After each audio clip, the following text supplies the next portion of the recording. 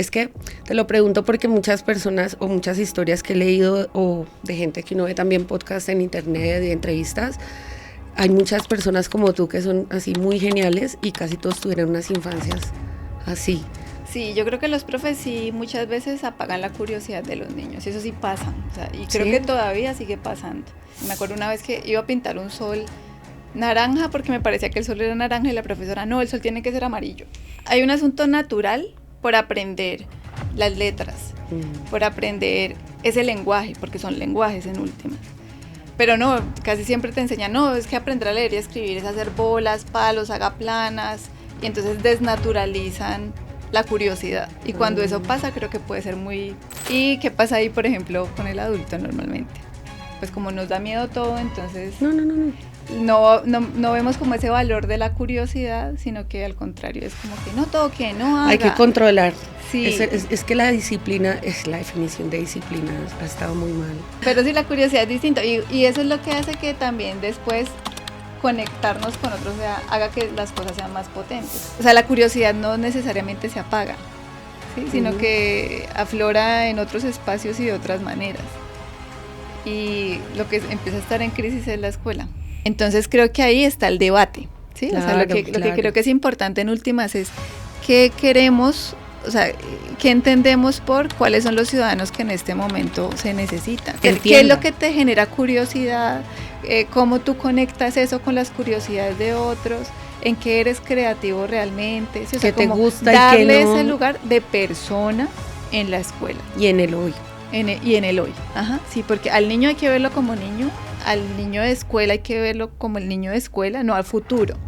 Y lo mismo a la universidad, apagar al humano, apagar eso que está diciendo, porque en la universidad sufrimos tanto porque los muchachos es impresionante, no parece que no les interesara nada, pues porque se ha apagado su lugar humano.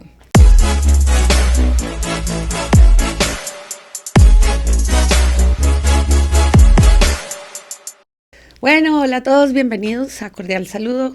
Hoy, como les prometimos, tenemos una súper invitadísima, respetadísima. Cordial saludo, Nati. Cordial saludo, Nidy. ¿Cómo estás? ¿Bien? Bien, muy bien. Bueno, listo. De acuerdo a lo que les conté pues en el video pasado, que si lo quieren ver, creo que va a aparecer por acá, no sé, en este lado. Uno siempre me dice y se me olvida.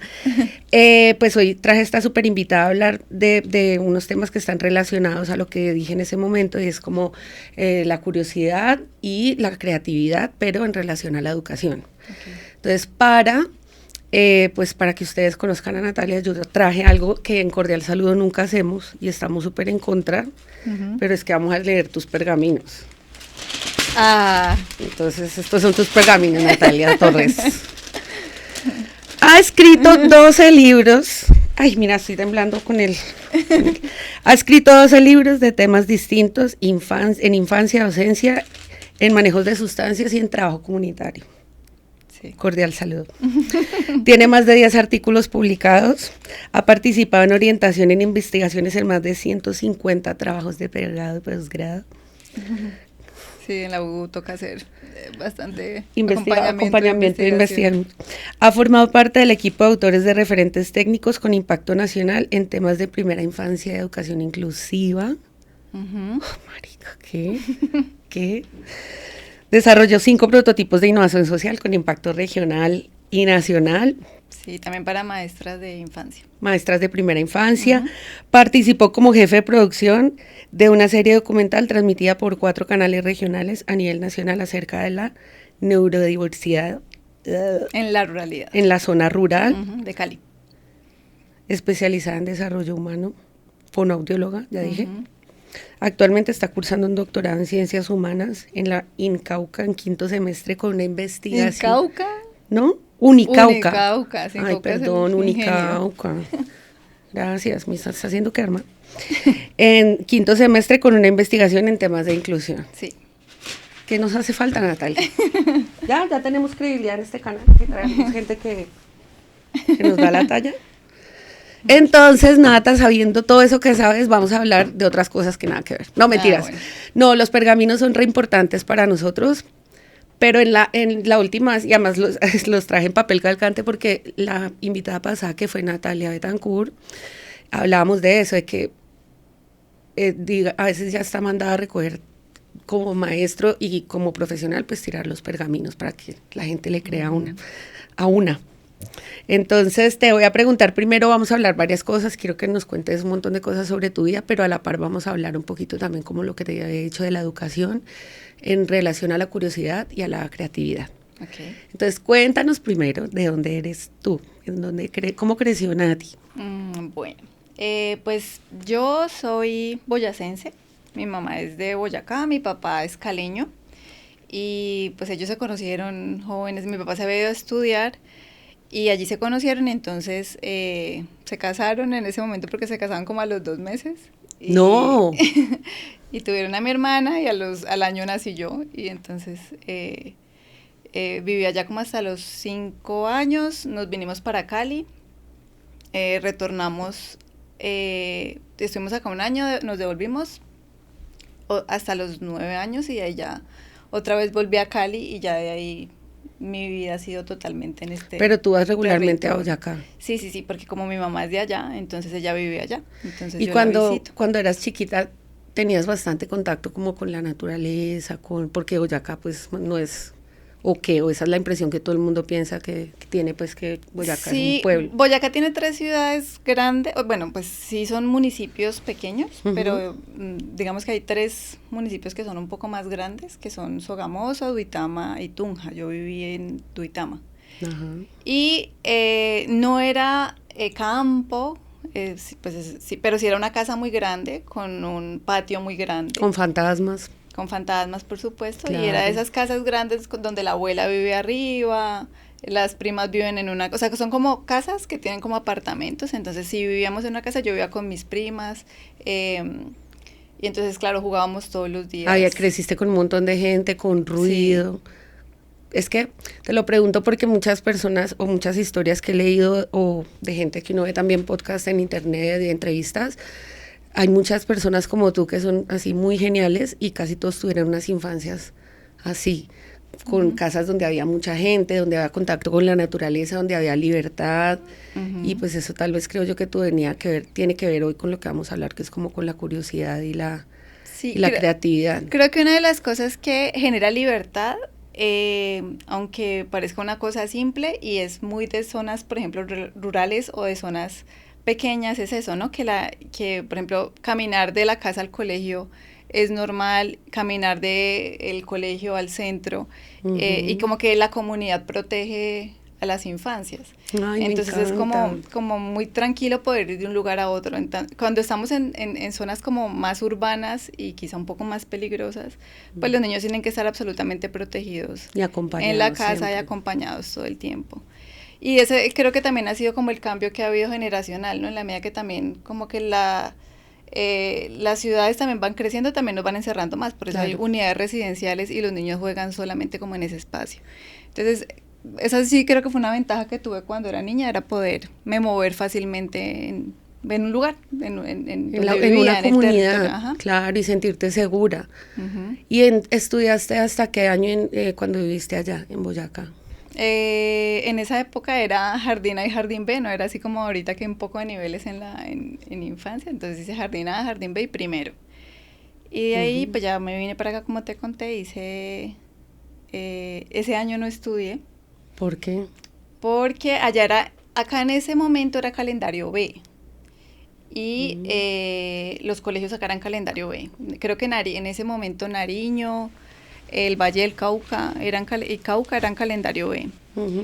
Después hubo una resolución y eso cambió a calendario A y ahorita ya los colegios son calendario A, pero en ese momento casi toda Colombia era otro calendario. Entonces, claro, yo allá había estudiado a diciembre, pero acá estaban ya en mitad de año. Entonces era difícil como entrar a mitad de año a un colegio, pues por cupos y todo, no es como ahora que es como más sencillo. Entonces ese tiempo no estudié y cuando retornamos, entonces ahí sí otra vez volví a segundo de primaria.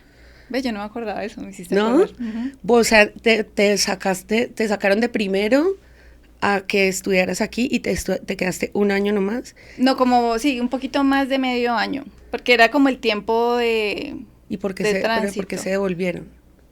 Sí, pues toda metida, ¿no? Pero, si nos quieres contar. Es que no quiero Mi hablar papá de eso. trabajaba viajando. Ellos tenían una empresa de pintura, mi abuelo, y entonces mi papá era vendedor. Entonces él trabajaba viajando nos devolvimos para acá, justamente como para intentar como estar, pero la economía se puso como muy pesada. Ah, ya, ok. Entonces nos tocó devolvernos y pues él siguió trabajando pues en ventas, porque es que también era difícil, me acuerdo, conseguir vendedores porque esa era época de guerrilla. Y bueno, el conflicto armado muy fuerte, entonces claro. La empresa no conseguían fácilmente como quien se fuera a territorio. ¿Y tú de niña te acuerdas de eso? O sea, de lo que pasaba en tu contexto, porque los adultos casi siempre le ocultan eso a los niños como para protegerlos. Yo creo que en mi caso no me lo ocultaban tanto. No sé si era porque no sé, puede ser que los adultos no protegían a los niños de ese tipo de informaciones, porque como creo que ahorita los adultos son más conscientes que los niños escuchan. Quizá antes no, como que como que los adultos hablaban y si había un niño, pues no estaba pendiente, como que de pronto era que no hiciera bulla, pero no que te protegieran de informaciones, no creo, pues no sé qué tan conscientes eran como de eso. Y también sí, yo tuve una abuela y un abuelo que me contaban muchas historias. Ellos sí me hicieron como formación política desde que yo era muy pequeña. Sí, tenemos nuestras posturas bien puestas. No somos no somos tibias, tenemos nuestras posturas. ¿Y cómo era antes en el colegio? Al inicio era muy callada. Pues bueno, es que yo entré muy pequeña. Yo entré a los 5 años a primero. Y era muy tímida. Entonces, no digas. Si aquí estás sufriendo para darme gusto eso. Y traerte a que te haga preguntas. Sí, pero bueno, no siempre fue así. Yo creo que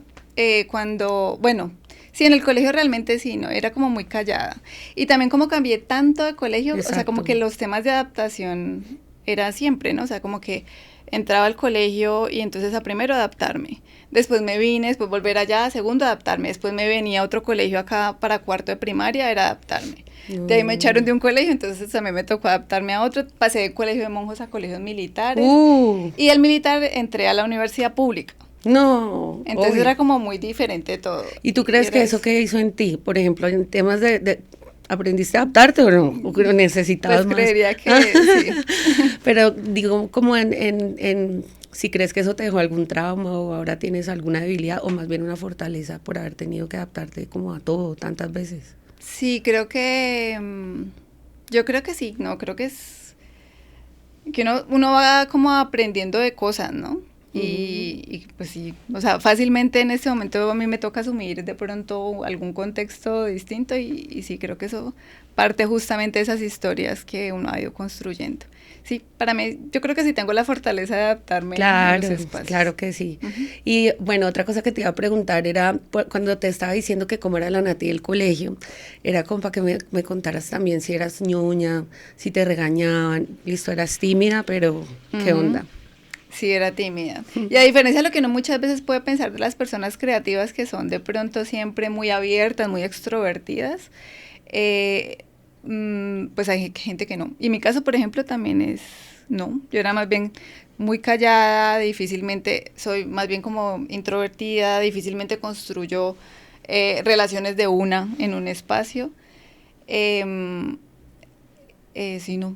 Y era muy aplicada. Sí, eras aplicada esa palabra, ¿no? Te portabas bien, sí. Pórtese bien. Me portaba bien. ¿Y tenías buenas notas? ¿Eras ñoña? Sí, era ñoña. Es que tú todavía eres muy ñoña, mira todos esos pergaminos, Natalia. Sí. ¿Tú crees que, bueno, ahora hablando como de que estamos en esa etapa y me estás contando como de cuando eras chiquitica, el rol de la familia y demás, como que cuéntame entonces como cuando yo te pregunto de quién era esa Natalia también, ahora sabiendo lo que sabes en relación a la curiosidad, a la creatividad, si tú hubieras sido tu profe en esa época, ¿sí? Tú hubieras dicho, no, Natalia, es así, quiero como que hagas ese ejercicio y me digas. Sí, yo creo que los profes sí muchas veces apagan la curiosidad de los niños, y eso sí pasa, o sea, y creo que todavía sigue pasando. Pero creo que los lugares de experiencia más importantes para fomentar la curiosidad, por ejemplo, en una escuela, es el recreo. En el descanso cuando uno hace amigos, y era el momento justamente de encontrarme con mi prima, con mi hermana y con los amigos que estudiaban obviamente tenían. Todos ahí en el mismo colegio. Entonces creo que esos son los espacios de de mayor aprendizaje y de mayor curiosidad, porque uno se puede como, no sé, como interesar por un gusano, por una flor. Y pues en la casa, porque también, una de las cosas que yo también muchas veces hacía era como que en los espacios libres de la casa, del colegio, perdón, hacía las tareas para que llegara a la casa y poder jugar. Entonces creo que en esos espacios, justamente en el juego y en esas cosas que son como más naturales, es que empiezan a aflorar, pues empieza a aflorar la curiosidad. Y lamentablemente el adulto muchas veces la apaga. No digo que todos los adultos, pero sí, por ejemplo, las figuras clásicas de profe, sí lo hacen. Porque te dicen que, no sé, me acuerdo una vez que iba a pintar un sol naranja porque me parecía que el sol era naranja y la profesora, no, el sol tiene que ser amarillo. Eso lo tengo en un recuerdo, por ejemplo. Y eso pasa un montón. Y eso pasa constantemente. Sí. O por ejemplo, cuando los niños están aprendiendo a leer y a escribir. Leer y escribir son asuntos maravillosos, además de procesos cognitivos y todo lo que pasa detrás. Y hay una curiosidad natural de los niños para aprender a leer y a escribir. Ellos preguntan. Claro. Por ejemplo, hablando de referentes técnicos, hay uno que se llama así y creo que es muy, muy apropiado el nombre y se dice que dice aquí cómo se escribe esta palabra, es un referente del ministerio, porque esa es una pregunta genuina de los niños todo el tiempo preguntan qué dice aquí, cómo se escribe esto, cómo se escribe mi nombre, me enseñas a hacer, entonces hay un asunto natural por aprender las letras, por aprender ese lenguaje, porque son lenguajes en últimas. Pero no, casi siempre te enseñan, no, es que aprender a leer y a escribir es hacer bolas, palos, haga planas, y entonces desnaturalizan la curiosidad. Y cuando eso pasa, creo que puede ser es lamentable para muchos niños, ¿no? Y para mucha gente, porque vemos la población y a mucha gente no le gusta leer, justamente por las prácticas que tuvieron en la escuela. Y a los que sí les gustan fue porque tuvieron profes distintos o tuvieron casas donde los cultivaron el amor por leer. Puede ser, o yo a veces siento que no necesariamente eso se cultiva. Pues sí hay experiencias, pero es eso, como no dejarse apagar la curiosidad. Que es algo que es como la creatividad, dices tú, te pregunto, ¿no? ¿Es algo que es inherente a los seres humanos? Sí, yo creo que sí, hay un asunto que es inherente. Cuando un bebé está empezando, pues como su proceso de crecimiento, pues él curiosea todo el tiempo. Entonces aparece, por ejemplo, eso que pues es reflejo, que es meterse las manos a la boca, pero que después eso va teniendo niveles de complejidad. Cuando un niño va creciendo es curiosidad, es pura curiosidad. Cuando un niño, por ejemplo, cuando un niño quiere tocar algo, cuando un niño hay una textura que le llama la atención, eso es curiosidad. ¿Y qué pasa ahí, por ejemplo, con el adulto normalmente? Pues como nos da miedo todo, entonces no vemos como ese valor de la curiosidad, sino que al contrario, es como que no toque, no haga. Hay que controlar. Sí. Es que la disciplina, la definición de disciplina ha estado muy mal hace mucho tiempo por parte de los papás y la crianza y los profes y la educación, ¿no? ¿Tú crees que, no, yo sé, yo podría decir que la curiosidad es como el mapa y la creatividad es como el motor, o sea, como que vos sos creativo, o cómo lo dirías yo tú? Lo diría al revés. Yo creo que la curiosidad es el motor, porque y la creatividad se constituye en ese mapa. Ya, entiendo. Claro, la curiosidad es lo que tienes despierto allí. Y a la medida que eso se te habilita o la curiosidad hace parte, pues te vas poniendo creativo en la medida que te enfrentas a algo. Porque la creatividad justamente emerge cuando pues hay un reto en algo. Entonces la relación de esta persona con algo, pero lo que te lleva a enfrentarte hacia algo es la curiosidad. Claro, total. Entonces para mí es más el motor. ¿Y tú crees que esa es muy, todos tenemos curiosidad? Es innato a nosotros. Ahora tu curiosidad puede ser distinta a la mía o ¿Cómo? la de cualquier. Pues cada persona tiene cosas que le generan curiosidad y no son las mismas, y eso es lo que nos vuelve súper diferentes. ¿Y eso de dónde crees tú que no sabría decirte? No sabría decirte. ¿Por qué no sabes, Natalia? ¿Qué te trae?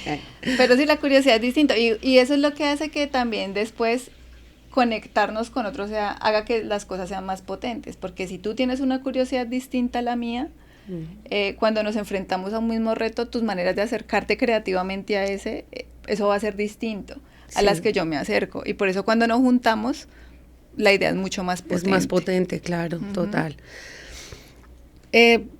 Nosotros sabemos que, y hemos hablado mucho del tema de la educación y de cómo pues sigue siendo la misma desde la primera revolución industrial y que estamos en la quinta y que qué vergüenza y demás.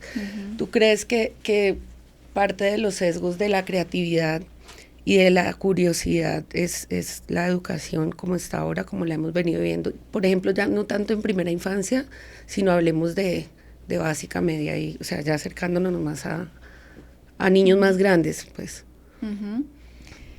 Sí, pues yo no sé si siga siendo la misma, pero sí tenemos prácticas humanas que son muy complejas y que muchas veces aparecen en distintos escenarios. Que creo que es lo que en este momento se está poniendo en cuestión. Incluso hace poco salió esa serie de adolescencia que ponía en cuestión, por ejemplo, el tema de las instituciones, la familia en crisis, la escuela en crisis, los espacios legales en crisis, por ejemplo, porque ya está visto que con las nuevas estructuras de relacionamiento humano, y eso implica también entender otros contextos, por ejemplo, virtuales, pues hacen que pues esas formas en las que había una dominancia sobre el comportamiento ya no funcionan. Ya no funcionan para nada. Ya no funcionan de la misma manera. Entonces, yo siento que eso ha puesto, o sea, lo digo es porque a pesar de que uno a veces podría creer, yo digo, hay profes que son maravillosos, yo no voy a criticar a los profesores de escuela porque siento que hay muchos que son maravillosos con el sistema que les toca. Y se ponen la camiseta con lo que tengan. Sí, y honestamente sabemos que es difícil. Nosotros hemos trabajado en escuelas y sabemos que es estar en un salón con 40 muchachos con historias distintas, con experiencias, con expectativas distintas, con curiosidades distintas. Y poner eso en juego es complejo. Y me imagino que para un profe, además con una sensación que tienen que aprender asuntos temáticos, que eso es lo que hay que enseñar conceptos y ya más el profe le tiene que cumplir a los papás y al colegio. Entonces es como que eso sigue en crisis, pero igual los estudiantes están aprendiendo cosas, aprendiendo quizá de otras maneras. O sea, la curiosidad no necesariamente se apaga, ¿sí? Sino que aflora en otros espacios y de otras maneras. Y lo que empieza a estar en crisis es la escuela. La escuela empieza a estar en crisis porque los profes muchas veces no generan esos espacios. No sé si no los generan. Yo vuelvo, insisto, hay profes que son maravillosos. Por favor, no nos odien, estamos solo hablando ya. Sí, pero pero es que es complejo porque además son lenguajes. Como cada vez las generaciones van cambiando tanto, entonces las maneras en las que cuando nosotros éramos niños o niñas, nos relacionamos con el adulto distinto, lo que decíamos, uno no le prestaban atención de qué estás escuchando, qué no. Decían ya quédese callado y pues era normal como quedarse callado en un espacio. Ahorita el niño tiene voz, además hay todo un sistema que dice los niños deben tener voz, hay que escucharlos, entonces es como que también el adulto se enfrenta a eso, a un lugar de recuerdo de su infancia que era uno. Pero desde la nostalgia. Sí, y porque además los seres humanos tenemos algo muy complejo y es que a veces creemos que nuestra vida fue la mejor. Ay, sí, entonces, como uno en el pasado jugaba en la calle y estos niños ahora. Entonces es como ese recuerdo y desde ese recuerdo que creo que es el mejor, cómo me relaciono con estas nuevas generaciones, que lo que empieza a pasar es que las critico un montón porque creo que están viviendo una cosa que no debería ser porque debería ser como yo lo viví. Entonces eso, y cada vez además es yo soy el adulto.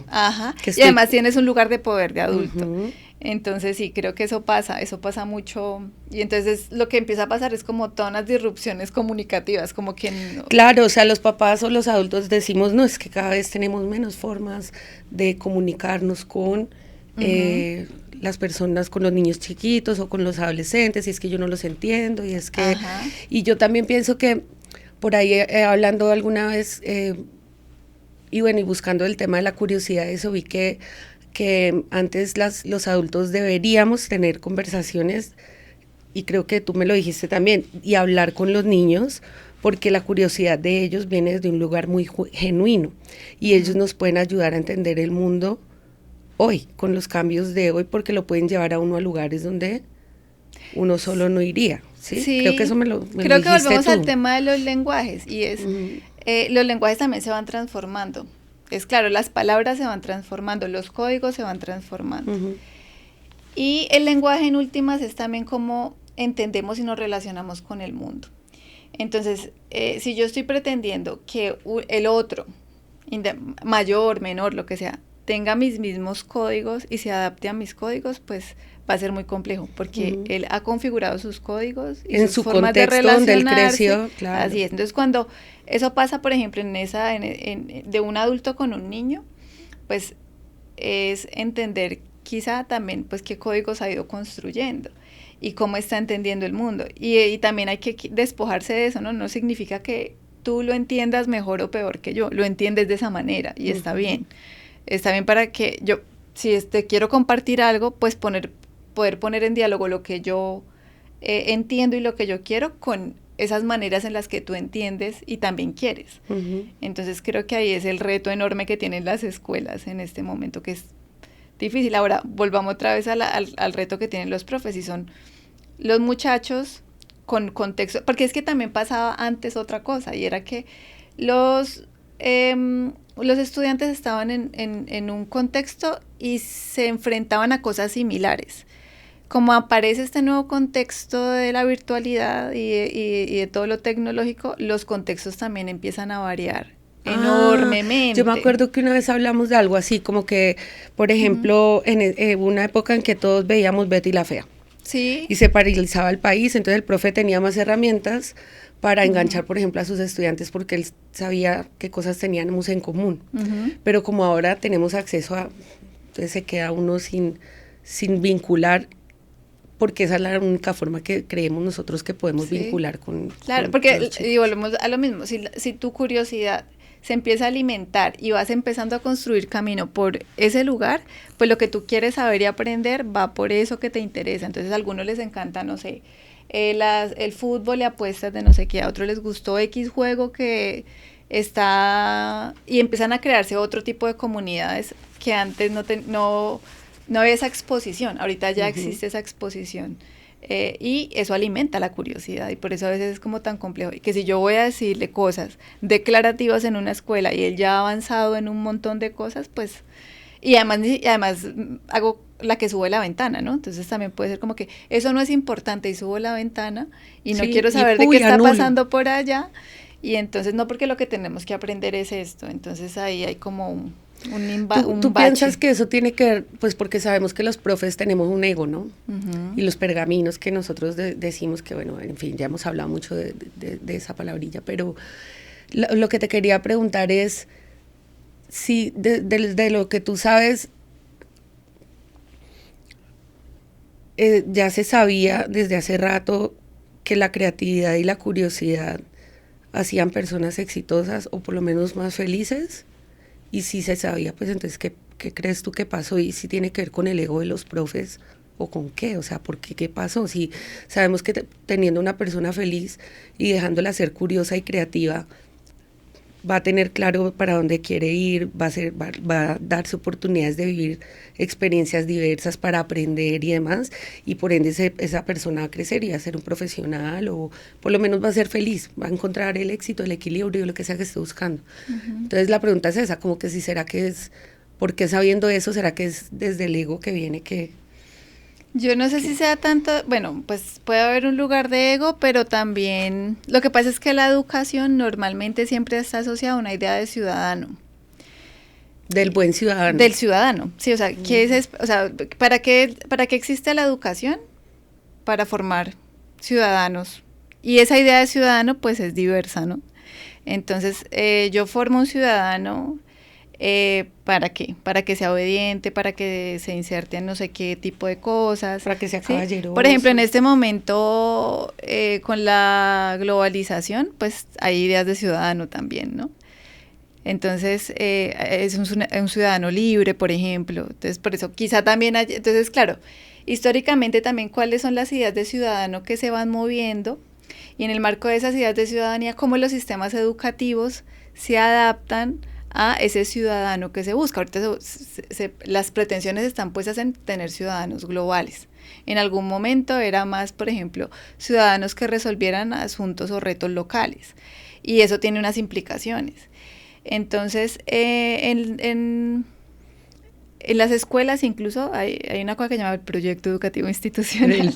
El PEI. Sí, que donde se establece pues finalmente cuál es la visión, la misión, pero esa visión empieza a tener sentido es justamente con qué idea de ciudadano, porque hacia eso se forma.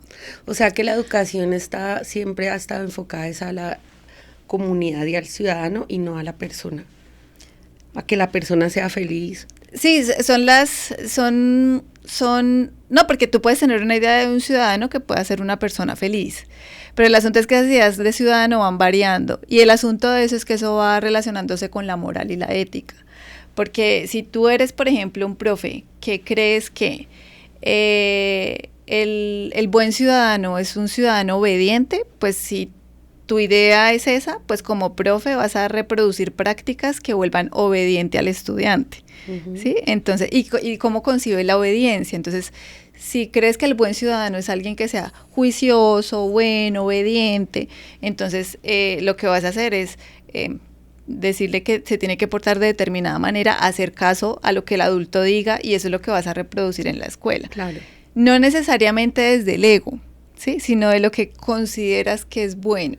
Entonces creo que ahí está el debate, ¿sí? Claro, o sea, lo que creo que es importante en últimas es qué queremos, o sea, qué entendemos por cuáles son los ciudadanos que en este momento se necesitan. Bueno, te voy a hacer una pregunta ahí, y es, ¿quiénes son los encargados, tú que sabes de políticas públicas, que me encanta cuando me enseñas de eso, y entonces en ese orden de ideas, esas decisiones, ¿quién las toma?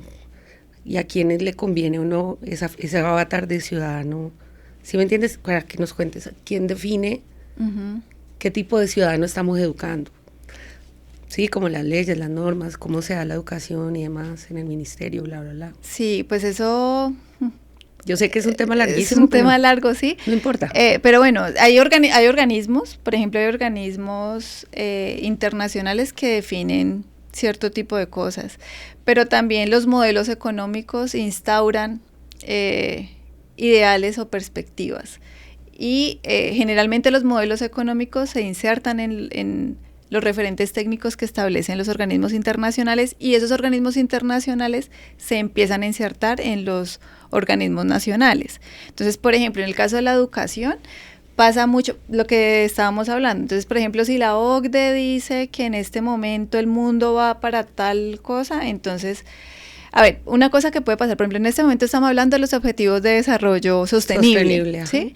Entonces eso es pues wow, boom, y en ese momento se cree que los ciudadanos debemos tener cierto tipo de prácticas, tal. Entonces, ¿qué empieza a ocurrir? La ONU hace referentes técnicos para que los niños... La UNESCO establece lineamientos técnicos para que los colegios... entonces, si tú vas a ver, todo empieza a conectarse. Y el ministerio después dice que de acuerdo con el referente de la UNESCO y las declaraciones... Se hicieron tales cambios, tranquila. Entonces... Si quieres, ¿estás incómodo? No, bueno. Estoy bien. Y entonces... Entonces los ministerios hacen eso. Después eso se empieza a tejer también, por ejemplo, con lo que pasa con las secretarías. Entonces la Secretaría de Educación y termina tejiéndose finalmente con el proyecto educativo institucional, con los planes transversales que tienen las escuelas. Y entonces eso es entonces parece que tuviera autonomía, porque hay una ley en Colombia que es la ley del 94, que establece que las escuelas tienen que tener autonomía pero para tener recursos finalmente tienen que adecuarse para tener recursos de un proyecto, que se empiecen a girar asuntos para que la escuela pueda funcionar en últimas. Entonces tienen que alinearse como con toda una apuesta global, aunque su decisión fuese otra. Sí, entonces creo que eso es lo que empieza a impactar. Ahora, hay resistencias, ¿no? Porque digamos que pues, si ahorita pensamos, por ejemplo, que quién va a estar en desacuerdo en este momento que cuidar el planeta sea malo. Sí, o sea, eso sí. Eso, por ejemplo, está bien, eso hace parte de los objetivos de desarrollo sostenibles, y uno pues va a ver los referentes técnicos, tienen cosas que pueden ser interesantísimas, pero empiezan a haber resistencias porque también eso no es así como que la UNESCO dijo y el ministerio dijo y ya se hizo. No, por lo que estábamos diciendo, la gente tiene historias y hay resistencias. Los profes tienen historias, tienen ideas de sujetos. Y pues eso es muy difícil como decir, hoy ya, entonces ya me voy como con esta línea, no, sino que la gente cree en qué cree que es positivo. Por eso es que tenemos tantas discusiones políticas y todo, porque sentimos que detrás de cierto tipo de ideales, pues hay ideas de ciudadanía en últimas. Y eso hace que nos relacionemos, nada se puede ligar. Yo no entiendo, digamos que la costumbre o la gente está empeñada en que todo está separado. Entonces, la educación, la salud, la política, y de igual manera las profesiones, el abogado, el médico, el músico, y por acá la vida personal, la mamá, el hijo, la abuela, y hablando de temas de educación, la escuela. Exacto, y es re imposible. Español, matemática, inglés, geografía. Tenemos 5 áreas básicas que incluso así se mide en la escuela. Entonces supone que los niños tienen que aprender sobre 5 áreas. Se supone que las escuelas tendrían que decidir cómo y no tendría que ser 5 materias, ¿sí?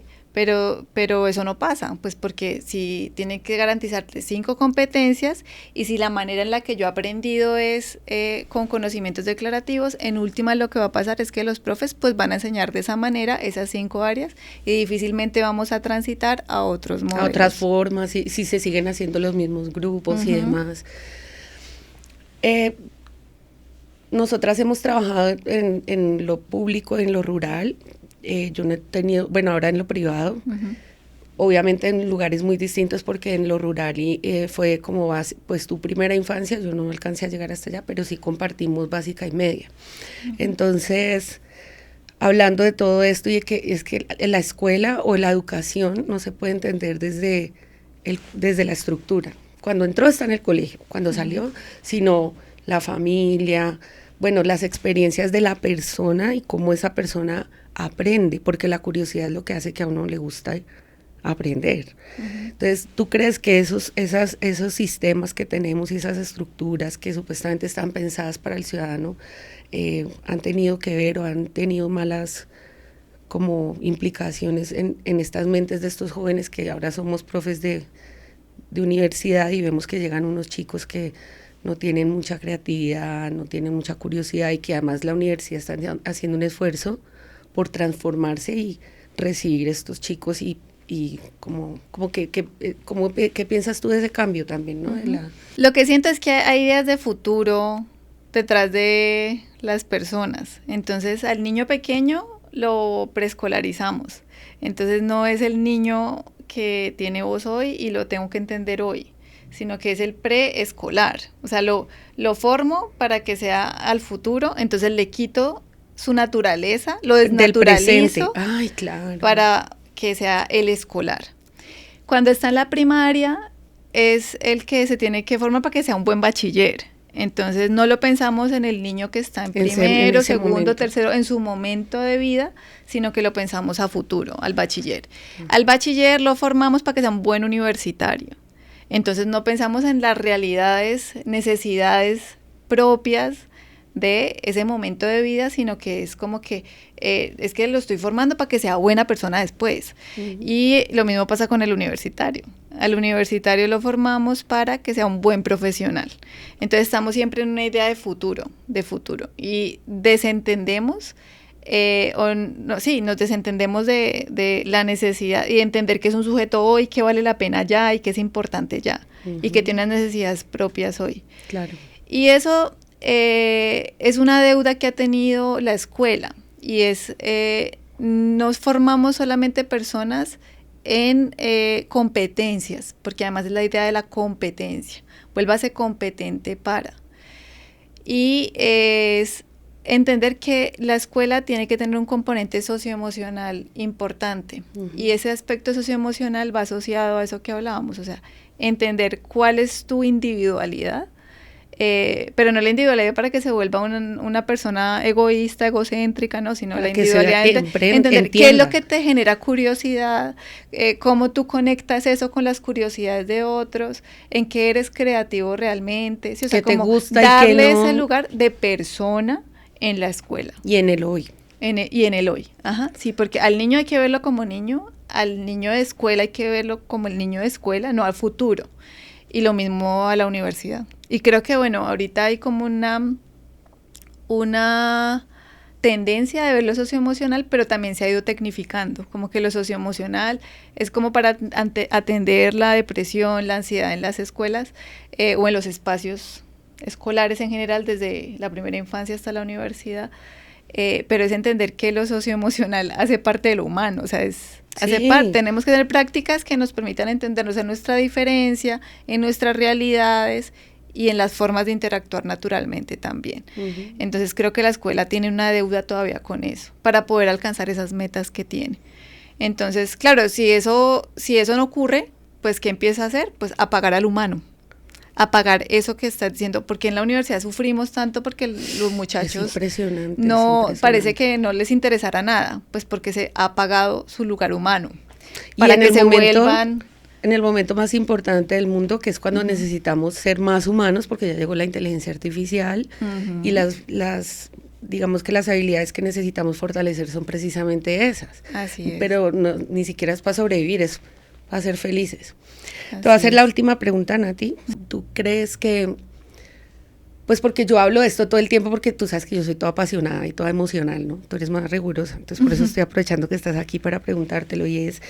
si tú crees que realmente vale la pena y es importante, o qué tan grave es, o qué tan vital sería que pues con el futuro ya, con la cuarta y quinta revolución habiendo sucedido tan cerca, qué tan importante es para el bienestar de las personas en ese mundo que no sabemos cuál va a ser, nosotras no tenemos ni idea, pues darle ese lugar de importancia a la curiosidad, a la creatividad, en la educación, llámese básica o en la superior incluso. Sí, es volver al principio, creo que lo que estábamos hablando, y es que ese es el motor que nos vuelve humanos. Finalmente, la curiosidad es eso, y la curiosidad nos ha llevado a tener los avances que tenemos hoy. Entonces, es no perder de vista ese lugar natural que tenemos los seres humanos. Ojalá la escuela lo integre cada vez más. Yo sé que se hacen esfuerzos importantes, pero siempre estamos como en una lucha de hay que aprender para funcionar en este contexto, pero es necesario que ese lugar no se pierda, porque eso es lo que va a poder generar las resistencias necesarias para lo que se nos viene negativo, pero también crear nuevas oportunidades para las nuevas generaciones que también van llegando. Bueno, y Nati, ojalá tuviéramos 10.000 horas, después te volvemos a invitar para más temas. Bueno, y gracias por acompañarnos. Yo sé que este lugar es incómodo porque a ti no te gusta como figurar mucho, ni que toda la atención esté centrada en ti, pero te lo mereces. Tú sabes que eres mi amor platónico, que te admiro muchísimo. Y gracias por hacer, yo sé que esto te cuesta un esfuerzo importante, entonces muchísimas gracias. Bueno, y gracias a todos, chicos, nos vemos después y que la pasen lindo.